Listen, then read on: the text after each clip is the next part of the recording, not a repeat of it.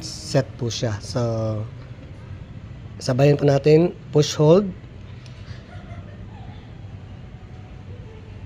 So, lumabas, nagbi-blink po yung oras natin, no? So, push naman tayo sa kanan. Yun, sa R. Ito naman po, sa minutes. So, isa pa po, isang push uli. So, nag-blink po yung oil change natin. So, isang tusok po uli. So, ngayon, ang setup kasi natin dati is 3,000, no? So, sabay na po siyang nag-blink ngayon. So, push ulit tayo sa kaliwa para ma-set natin yung odo niya kung ilan ang isi-set up nyo.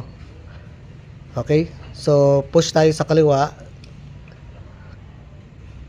Okay? Isa pa. Ayan, 4,000. 4,500. 5,000 hanggang dulo po, 5,500. Isa pa, 6,000. So, isa pa uli. So, balik po tayo sa normal, 500. So, ang setup po kasi natin ngayon, magsiset up lang po ako ng 2,500. So, tusok uli hanggang umabot po ng 2,500. Okay? So, ngayon, isiset na po natin sa tusok uli sa kanan. Yun, nakaset up na po siya. So, ngayon, ang gagawin po natin ngayon, tatanggalin, hindi pa kasi natatanggal tong, ayan, hindi pa naaalis po yung oil change natin. So, ang gagawin po natin, hold nyo po itong set, no? Sandali. Okay, bali, hold po tayo sa set. Push hold.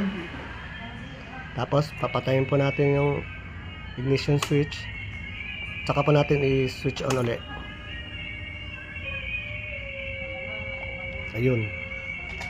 Bali, nawala na po yung oil change natin. So, okay na po siya. Sana po makatulong ng konti. Ingat at God bless.